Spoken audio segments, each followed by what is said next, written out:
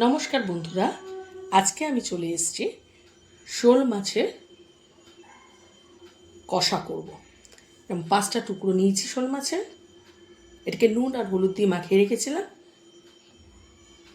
এবার আমি এগুলোকে গরম তেলে দিয়ে দিচ্ছি। এগুলো কিন্তু ছাল ছাড়ানো, হ্যাঁ।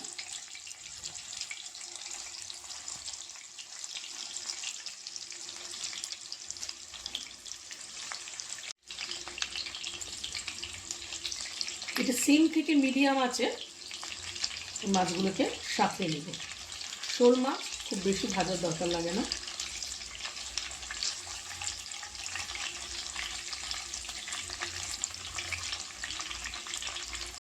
একটা বাটির মধ্যে 1 চামচ হলুদ, 1 চামচ ধনে গুঁড়ো, 1 চামচ লঙ্কা গুঁড়ো। লঙ্কাটা আমরা বুঝে নেবেন, হ্যাঁ। আমরা যেমন ঝাল খাই বলে আমরা দিলাম, যারা কম ঝাল খান তারা অবশ্যই হাফ কি তার চেয়েও কম লঙ্কা গুঁড়ো নেবেন। মশলাটাকে আমি অল্প জল দিয়ে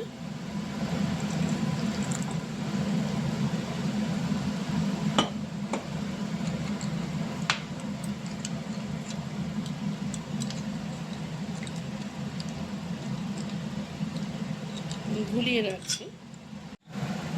মাছগুলিকে তুলে নিয়েছি। ওই তেলেই আমি তেজপাতা, দেখুন গোটা গরম মশলা, 2টো এলাচ, 2টো লবঙ্গ আর একটা দারচিনিকে ভাগ করে দিয়ে দিলাম। এর মধ্যে এবার বেটে রাখা পেঁয়াজটাকে আমি দিয়ে দেবো। এখানে বেটে রাখা মানে তো মিষ্টি। মশলাটাকে জল দিয়ে ভিজিয়ে রেখেছি, মাছটা তো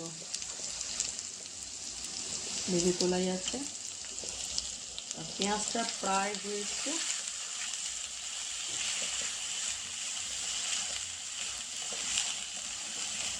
দেখুন কি সুন্দর তেল ছাড়ছে। এবার আমি এর মধ্যে এই আদা রসুন বাটাটা দিয়ে দিলাম। এটা দিয়ে একটু করতে থাকি।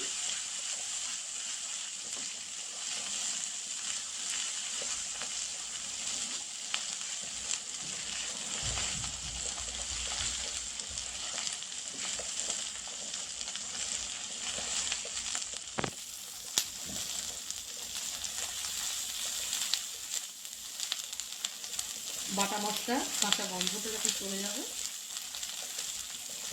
তখন ভেজানো মশলাটা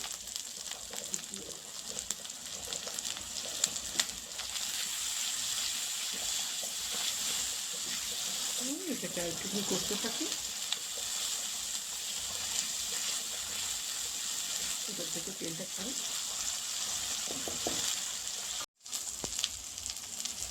দেখুন মশলা থেকে কি সুন্দর তেল বেরিয়ে এসছে। এবার আমি এই যে টমেটোটাকে মিক্সিতে আমি পিউরি বানিয়ে রেখেছিলাম,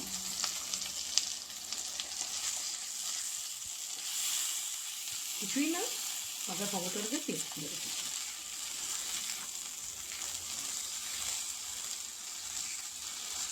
আবার এটা থেকে তেল ছাড়বে। রান্না যত কষিয়ে কষিয়ে সুন্দর করে ধৈর্য ধরে করবে, ততই আপনার ভালোবাসা রান্নাটার সঙ্গে মাখো মাখো হবে। সবাই রান্না করে, কিন্তু দেখবেন এক একজনের রান্নার টেস্ট এক এক রকম লাগে। অনেকে বলে তোর রান্নাটা তো অসাধারণ, খুব সুন্দর টেস্ট। কারণ কিছুই না,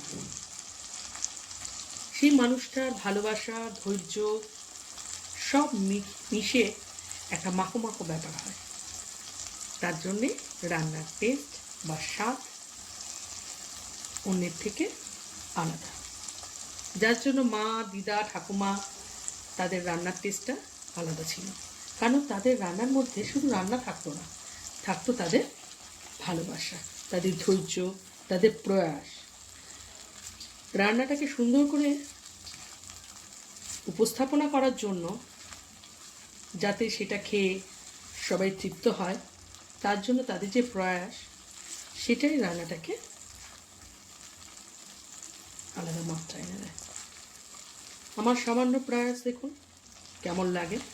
যদি ভালো লাগে অবশ্যই আমার চ্যানেলটাকে সাবস্ক্রাইব করবেন, আর যারা সাবস্ক্রাইব করে রেখেছেন তারা এটাকে একটু বেশি করে শেয়ার করবেন আপনাদের নিজেদের বন্ধু, আত্মীয় সকলের মাধ্যমে, যাতে আমার এই ছোট্ট প্রয়াসটা একদিন একটু আকার পায়। আপনাদের ভালোবাসা, আপনাদের আশীর্বাদ আমার একান্তই কাম্য। এর মধ্যে তেলটা বেরিয়ে এসছে, তার মানে মশলা একদম তৈরি। এবার আমি এর মধ্যে একটু সামান্য জল দেব। এটা অবশ্যই গা কষা হবে, কিন্তু বাচ্চাটা আমি একটুখানি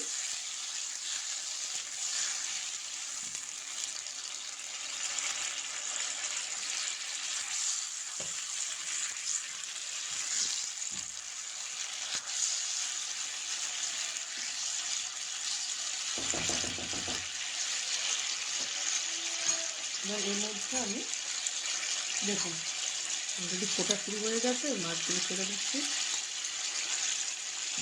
এবার মাছগুলো ছেড়ে দিয়ে আমি ঢাকনা দিয়ে দেবো।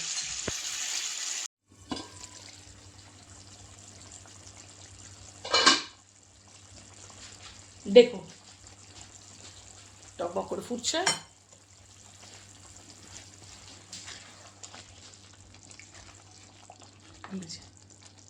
একদম কষা কষা। এই হলো শোল মাছের রসা। আজকের রেসিপিটা এই অবাঞ্ছিত তেজপাতাটা পরিবেশন করার আগে না অবশ্যই তুলে দেবেন, মানে এর কাজ এখানেই ইতি, সুতরাং আর একে লাগবে না। এবার আমি এটাকে সার্ভ করব। তার আগে আমি শেষ একটি জিনিস, সেটা হলো গরম মশলা। গরম মশলা ছড়াবো, গ্যাসটাকে বন্ধ করব, তারপর